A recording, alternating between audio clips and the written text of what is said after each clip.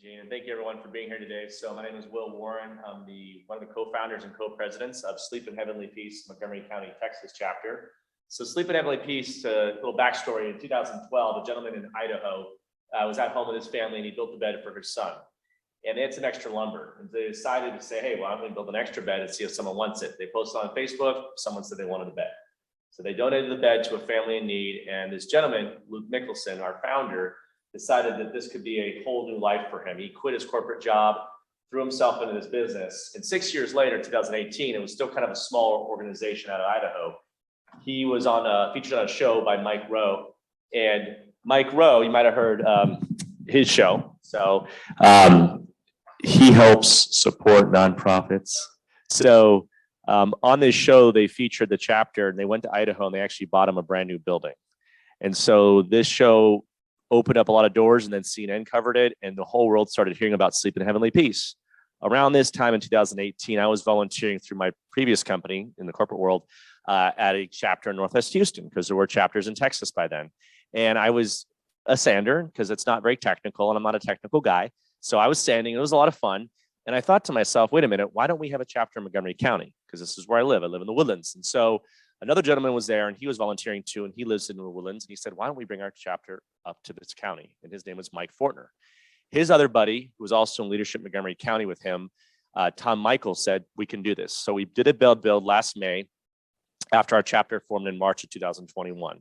And we did a bed build at his house in his shed, and we built 6 beds. And then a few weeks later on Mother's Day, roughly around that time, we delivered beds on Mother's Day. So pretty special. So a lot of the families we go out to are often single parent households, but sometimes 2-parent households. It's all types of families, but they all share one common need. They don't have a bed, okay? So I didn't know about bedlessness until I was involved with this organization 4 years ago. So what is the issue? About 3% of American children do not have their own bed. So that means they go to bed at night, sharing a bed with their sibling, sleeping on the ground, on the couch, or with their parent. So the government provides housing and provides food, provides education, but this is one of the needs that the government does not provide currently. So this is a huge need, and we decided in our county, we're going to take care of this issue. We're going to go after it. So right now, based on the population numbers, and this is one of the fastest growing counties in the United States, as you might know, there's about 18,000 children we estimate that do not have their own bed. So we build beds, twin bunk beds and single beds out of pine. All the lumber is donated. All of our workers, team members, including myself, we are 100% volunteer organization. So we are committed to ending bedlessness in Montgomery County. So how do we do it? As Gene alluded to, they came out, and Jim came out to a bed build. So once a month in Conroe, at the intersection of 105 and 336 North Loop East, we at our warehouse that was donated to us, we have a use of a warehouse. We build about 30 to 40 beds on a given Saturday. And then about 2 to 3 weeks later, we go out and deliver those beds in the county. So how does the families become aware of this opportunity? Hey, Jerry, they go to our website. Our national website will direct them to our local website because it's based on zip code. We service every zip code in Montgomery County and a few in Harris County, Spring area. When the application comes through, we call the family usually within a few weeks to set up a time, to confirm the address, to confirm the details. And here's the requirements. And this is important for everybody here to know because you might know people that meet these requirements. So we're not replacing an existing bed. We're not doing an upgrade, okay? It's for children ages 3 to 17 that do not have a bed, and they have to live within our specific zip code. We do not ask any other questions, okay? When have you ever heard of a process that straightforward? It doesn't exist, okay? So it's a beautiful concept, and right now we have about 260 active chapters. So these are some photos of the children that we have delivered beds to. We ask for permission to take photos or video from the parents, and it's also very important for telling the story to our community. Our chapter, so we have a bed build coming up on April 2nd, this Saturday. Gene and Jim are signed up. This is something that we just do because there's a need and we connect to it. The organizations that have been involved are immense. National Charity League, we've connected with CASA, we've connected with NCR, Leadership Montgomery County, Rotary, Lions Clubs. Conroe Lions Club has been a great supporter. The Rotary Club's coming out this Saturday of the Woodlands. So every nonprofit that you know that you might be a part of, and local churches have been incredibly supportive. Fellowship Montgomery, Church of Jesus, a lot of churches in this community have come out and they've also done something very important for us, which is bedding. Bedding is a huge need. So if you go to Target and Walmart right now, you can buy a twin bed in a bag for about $25 to $35. Every time we go out to deliver, we are actually also not only delivering a bed, we're delivering bedding. And usually we try to match what the kid likes. So imagine this, you're getting your first bed, you're 6 years old or 10 years old, and you get to choose the character you want. Mickey Mouse, some action figure, the color pink, the color purple, whatever it is. So they're getting a sense of autonomy at a young age, and they never had that. They might be sharing a bunk bed with their brother or sister. They might be sharing a room with their brother and sister, but that bed for many of these children is the first time they have a sense of self and a sense of autonomy. And our next delivery, which is also very exciting, is April 23rd, where we meet at our warehouse and we have about 7 or 8 teams go out and deliver usually about 35 to 40 beds too. Okay, so I mentioned the bedding donation, and this photo was not taken by our chapter. This is another chapter throughout the United States. So this is one of those photos where you try to imagine what this child is thinking. And then you try to imagine as a parent, I don't have children, and I'm assuming some of you have children and or grandchildren, or nieces and nephews and cousins, whatever it is in family, that when you see that image is that this child's life, we hope and believe, is not just better that day. It's better every single day where he can get a quality sleep and just feel better about his day. So bedding donation's huge. Pillows, of course, we also collect, and then money for lumber and mattresses. We get our lumber usually from McCoy's, Lowe's, or Home Depot. These organizations work with us and try to give us discounts. But as you might have heard, commodities, lumber prices have shot up. That directly impacts our ability to get beds built and order all the supplies we need. And then volunteering, which is a big part of why I was here today, is that volunteering is kind of how a lot of people get connected to an organization. Who here has ever volunteered before? Right. Something you do, something you were taught as a child, or you just learn at some point in your life. So the volunteer need is great. At our bed builds, we strive to have 60 volunteers, and then the deliveries of about 40 to 50. So the requirements are none. You actually, if you're under 18, you just need a parent guardian to sign off. If you're over 18, you're welcome. Okay. And you don't have to have any background in building stuff. I talked to Francis over here. He's a handy gentleman. That's not a requirement. We love it if you're handy. If you have a background in engineering, construction, fixing stuff, that's appreciated, but you don't even show up with your tools. We have the tools, we do the training. We have about 8 or 9 stations, and at each station, you get to try out each station essentially. And if you don't like one, we'll get you to another one. I do the sanding. I'm always doing the sanding, but some people like the headboard assembly. Some people like doing the dip where you dip the headboards in the actual steel wool and vinegar. It's messy, it'll wreck your clothes, but it's a lot of fun for some people, right? Okay, so that kind of wraps up our mission, what we're about. I'm sorry, it was a pretty quick presentation, but I really want to just hear any questions you might have or any ideas you might have about this opportunity. Yes.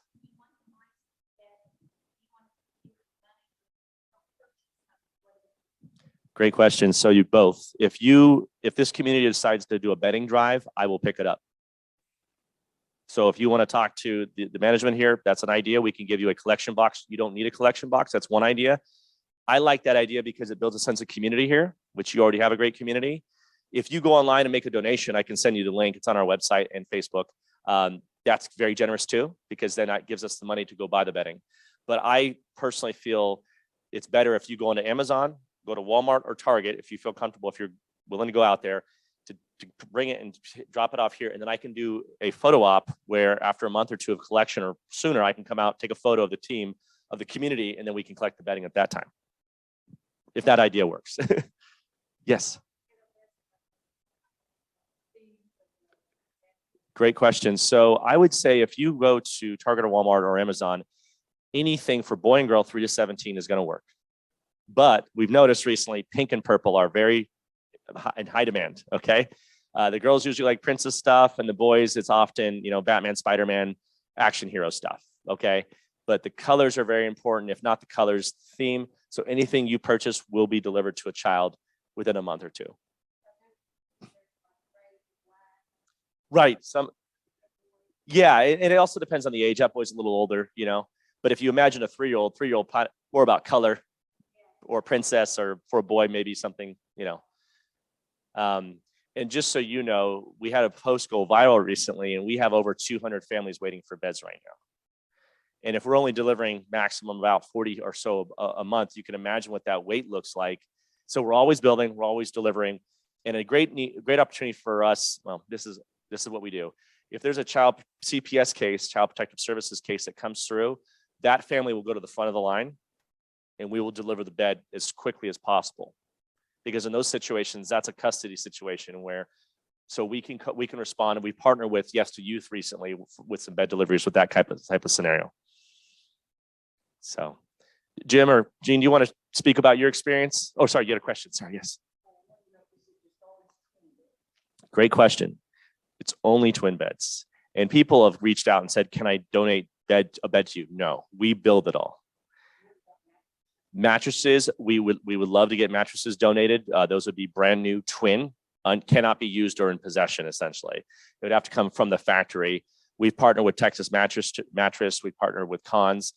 We get a pretty good price from our corporate, we do larger orders, but mattresses oftentimes become a big need. So if you have any connections in the mattress world, the lumber community, like Home Depot, Lowe's, all those folks, if you know people in the construction field, I met a gentleman who lives in Conroe recently, and he has a lumber company, and he's thinking about partnering with us.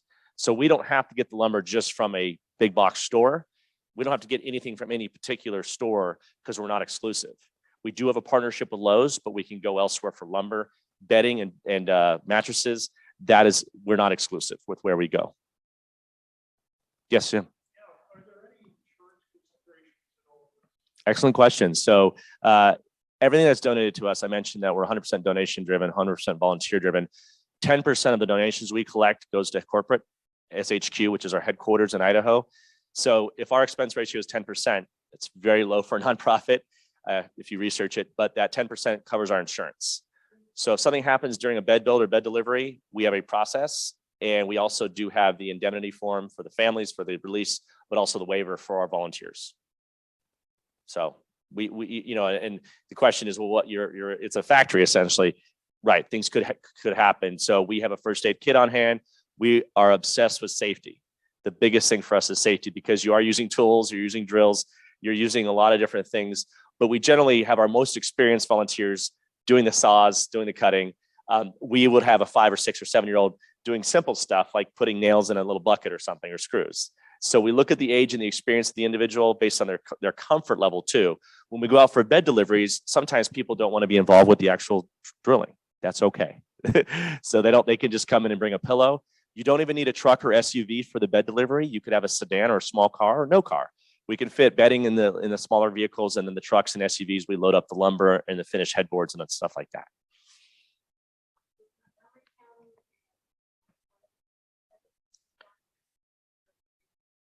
Correct. So if someone lives in Huntsville, we cannot service that family, unfortunately. But we do have chapters throughout Houston. There's Katy, there's Cypress area, Northwest Houston. Yeah, right. Not that I'm aware of. But if you go to our website, you can see all the Texas chapters, and Texas, not a surprise, has probably the most chapters for any state. There are some states that don't have it. We are international, actually. We have one chapter in Windsor, Canada, and one in Bermuda. So everyone wants to get transferred there, but no, we're volunteers. It's not like that. But if you have any family or friends in any part of the country, and you know that they have the time and the willingness to make this happen, smiles and changing lives, and whether they're handy or not, you can start a chapter. You go to training usually they have it coordinated in Idaho or Texas or some central area of the country. It's a 2-day training process. If you're a founder or co-president, the co-presidents have to go. And I've been doing this for over a year now, still over a year, since March of last year. And it changed my life. I read this book called Half Point. So perspective is that we think at a certain age of our life, we're supposed to only be doing certain things. And a lot of times we're taught, well, we should only volunteer when we're this age or at this point in our life. No, you can create your legacy when you're 5 years old, 50 years old, or 100 years old. So this book, Halftime, taught me that I just turned 42, so I'm middle-aged, that the second half of my life can also be about giving too, right? And so the reason why I'm here today, you understand the value of giving, but this is a way to give where you see immediate impact with the children in the community that you live in. And if you do give money to this organization, it is benefiting children in this community.